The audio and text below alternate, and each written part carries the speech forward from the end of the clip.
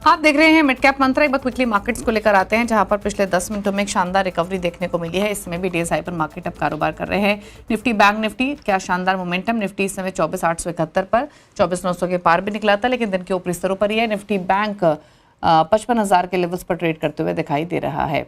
चलिए फटाफट से अब आगे बढ़ेंगे और आपको बता दें, भारत के एविएशन सेक्टर में काम कर रही तुर्की की कंपनियों पर सरकार की नजर है। सूत्रों के मुताबिक स्ट्रैटेजिक जगहों पर इन कंपनियों की मौजूदगी की समीक्षा होगी। और डिटेल्स लेते हैं हमारे संवाददाता रोहन सिंह से। रोहन, बताइए क्या है पूरी खबर, क्या तैयारियां हैं सरकार की, बताइए क्या डिटेल्स। जी, जो सिविल एविएशन मिनिस्ट्री के सूत्र हमें बता रहे हैं कि सरकार भारत के एविएशन में जो तुर्की की कंपनियां हैं उनकी मौजूदगी को लेकर काफ़ी गंभीरता से समीक्षा कर रही है, खासतौर पर स्ट्रैटेजिक लोकेशंस में, क्योंकि भारत पाकिस्तान विवाद में जिस तरीके से भारत ने तुर्की ने भारत के खिलाफ जो रवैया अपनाया है उसको लेकर काफ़ी चिंता है कि स्ट्रैटेजिक लोकेशंस में क्या तुर्की की कंपनियों की मौजूदगी कितनी सही है।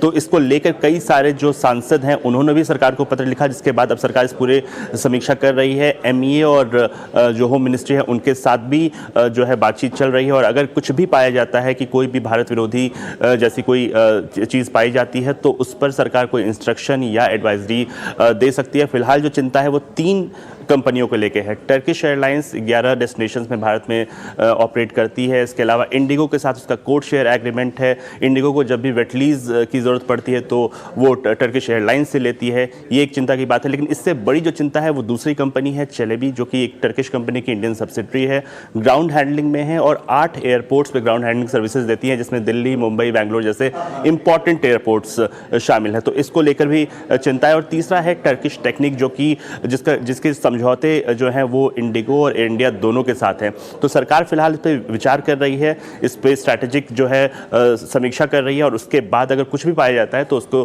कोई एडवाइजरी या इंस्ट्रक्शन दिया जा सकता है। ओके, चलिए, तो ये रही ये रही पूरी खबर, तमाम डिटेल्स। शुक्रिया आपका रोहन, ये डिटेल्स बताने के लिए। तो इम्पोर्टेंट खबर है, सरकार सख्ती का रवैया अपना रही है और इसीलिए समीक्षा होगी। और स्टॉक्स देख लेते हैं एक बार एविएशन स्पेस से जुड़े हुए। स्पाइसजेट निचले स्तरों से संभल कर ट्रेड करते हुए।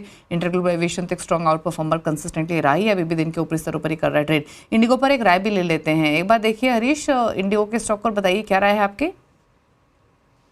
दीपाली जी, इंटरग्रुप एविएशन अगर इंडिगो की बात करते हैं तो ये स्टॉक कंटिन्यूस आउट परफॉर्म कर रहा है। अगर देखा जाए तो ऑलमोस्ट डे हाई के ऑल टाइम हाई के आसपास ही चल रहा है।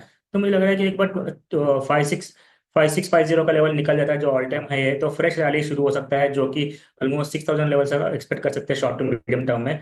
तो ओवरऑल सेटअप अभी भी तेजी में है इंटरग्लोब में। ओके, चलिए, तो ये रही इंटरग्लोब एविएशन पर राय, और स्टॉक इस समय 55-65 पर कर रहा है ट्रेड।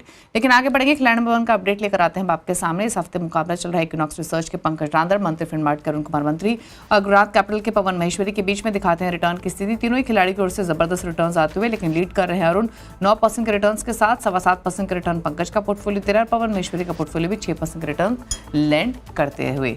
तो ये रहा पूरा अपडेट। इसी के साथ एक ब्रेक के उस पर आप देखिए न्यूयॉर्क कंपनी। मिड कैप मंत्रा में इतना ही। नमस्कार।